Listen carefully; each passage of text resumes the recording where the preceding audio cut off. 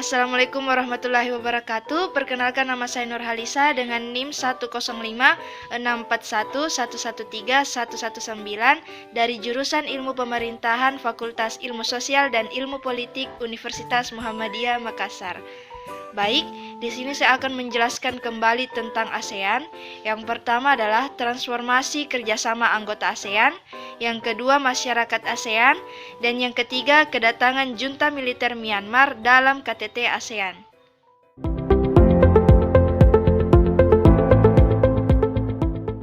Baik, kita mulai dari transformasi kerjasama anggota ASEAN, di mana kerjasama ASEAN telah mengalami perkembangan dari masa ke masa sesuai dengan cita-cita pendiri ASEAN dalam menjalin persahabatan dan kerjasama dalam menciptakan wilayah yang aman, damai, dan sejahtera. Masyarakat ASEAN diberlakukan secara resmi pada tanggal 31 Desember 2015.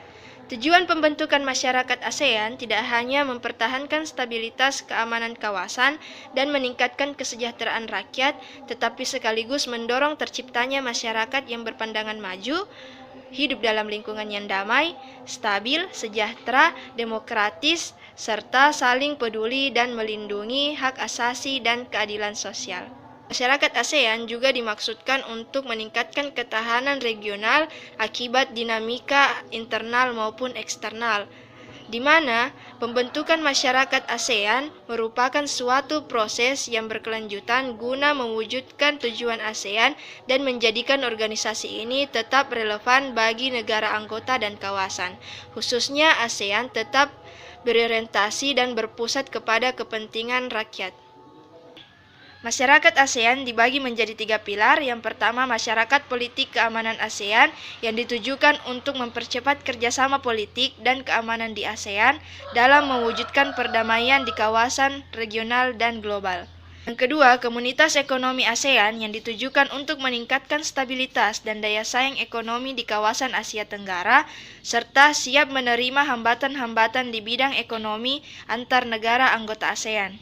Dan yang ketiga, masyarakat sosial budaya ASEAN yang ditujukan untuk berorientasi dan berpusat pada masyarakat untuk memperkuat integrasi ASEAN dan memperkokoh kesadaran, kesetiakawanan, kemitraan, dan rasa kebersamaan masyarakat terhadap ASEAN.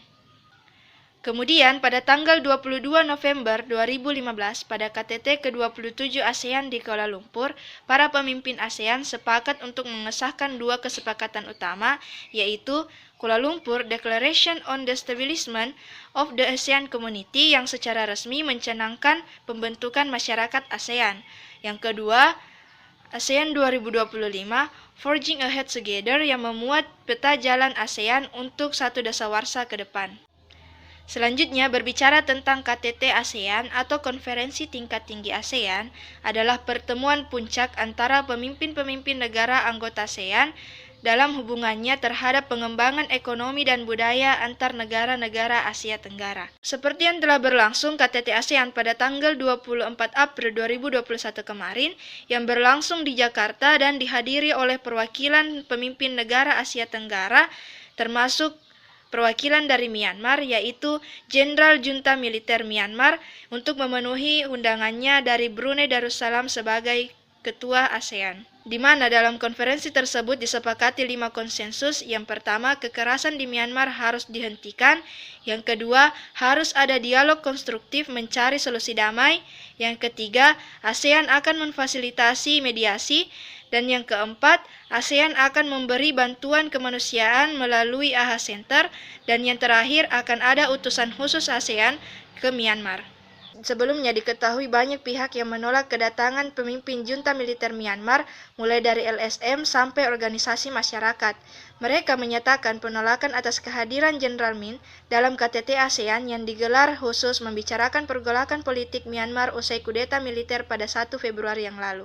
Banyak pihak yang ragu pertemuan ini akan menghasilkan sesuatu yang signifikan, karena mengingat ASEAN menganut prinsip non-interferensi, yang artinya setiap negara anggota ASEAN tidak dapat campur tangan dengan urusan di dalam negara anggota lainnya.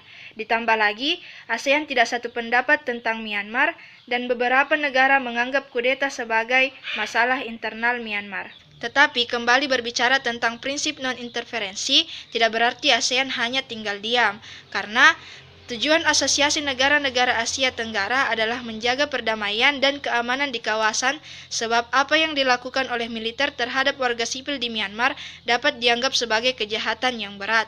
Berharap pertemuan para pemimpin ASEAN dapat menjadi kesempatan untuk menyamakan persepsi bahwa yang terjadi di Myanmar merupakan tragedi di samping kemunduran dalam demokrasi dan membahas apa yang akan dilakukan oleh ASEAN. Baik, sekian yang sempat saya sampaikan. Lebih dan kurangnya mohon dimaafkan. Assalamualaikum warahmatullahi wabarakatuh.